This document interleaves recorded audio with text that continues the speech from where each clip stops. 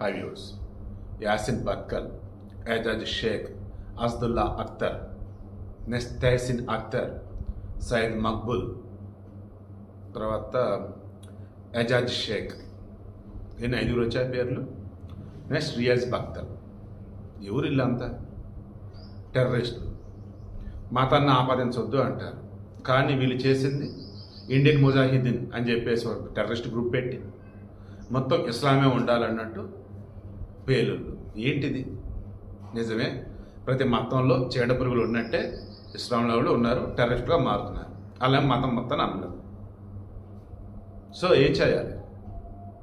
ఈరోజు హైకోర్టు తీర్పు ఇచ్చింది, నాకు నచ్చలా. అదేంటి, ఉరిశిక్ష ఇచ్చారు కదా, నచ్చలేదు నాకు. ఎన్ఐఏ కోర్టు 2016లో తీర్పు ఇచ్చింది వీళ్ళకి ఉరిశిక్ష అని. 2013లో ఫిబ్రవరిలో బాంబ్ బ్లాస్ట్ దిల్షుక్ నగర్. 2016లో తీర్పు ఇచ్చింది కదా ఎన్ఐఏ కోర్టు. ఏం చేయాలి? ఉరేయాలిగా. ఇలా ఇన్ని రోజులు ఉంచారు.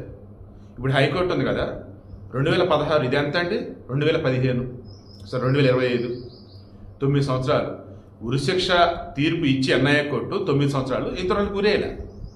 హైకోర్టు ఇప్పుడు తీర్పు ఇచ్చింది ఏమని? యాసిన్ బక్కల్, ఏజాజ్ షేక్, సయద్ మక్బుల్, అస్దుల్లా అఖ్తర్, తర్వాత వచ్చేసి తెహసిన్ అఖ్తర్, ఈ 5కి ఉరిశిక్ష కన్ఫర్మ్ చేస్తున్నాం, ఎన్ఐఏ కొట్టింది కరెక్టే అని చెప్పేసి. మళ్ళీ రియాజ్ బక్తల్ అని ఒకడు ఉన్నాడు, వాడు మెయిన్, వాడి ఇంతలో దొరకలే, అసలు ఎక్కడ ఉన్నా కూడా ఎవడికి తెలియదు. హైకోర్టు తీర్పు ఇచ్చిందా? ఊరేమని చెప్పింది, ఎప్పుడేమని చెప్పింది చెప్పలా. ఏంది? సుప్రీంకోర్టుకి వెళ్తారు, మరలా అక్కడ అంటారు రివ్యూ పిటిషను, క్యూరేటివ్ పిటిషన్లు, ఓయమ్మ మళ్ళీ ఇన్ని ఉంటాయి. మన రాష్ట్రంలో క్షమాభిక్ష ఉంటుంది.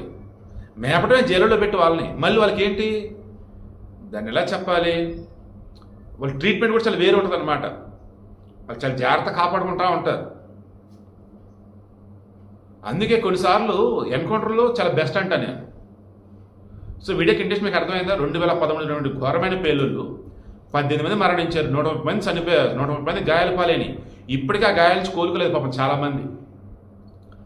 అసలు ఇంత దుర్మార్గంగా దారుణంగా చేశారు వీళ్ళు. మళ్ళీ వీళ్ళకి సహాయపడింది మన హైదరాబాద్ ఉన్నటువంటి ముస్లిం సోదరుల్లో కొంతమంది. వాళ్ళు ఆలోచించుకోవాలి, మీ చుట్టూ ఉన్నటువంటి వాళ్ళల్లో ఎవరు నిజమైన ముస్లింలు, ఎవరు ఇస్లాం వ్యాప్తి చేయాలని చెప్పి టెర్రరిస్ట్గా ఉన్నారు ఏంటి అని చెప్పేసి. సో వీడియో క్లోజ్ చేస్తున్నా. సంచలన తీర్పు, సూపర్ తీర్పు అని ఎంతో అనిపించింది నాకు. ఉరిశిక్ష అమలు చేసిన రోజు కదా ఉరిశిక్ష తీర్పిస్తున్నాం, దిగుకొట్టించిన తీర్పుని మేము కూడా బలపరుస్తున్నాం. ఎప్పుడేస్తారు ఉరి అది చెప్పండి, అండ్ ఉరేసిన తర్వాత మాట్లాడుకుందాం.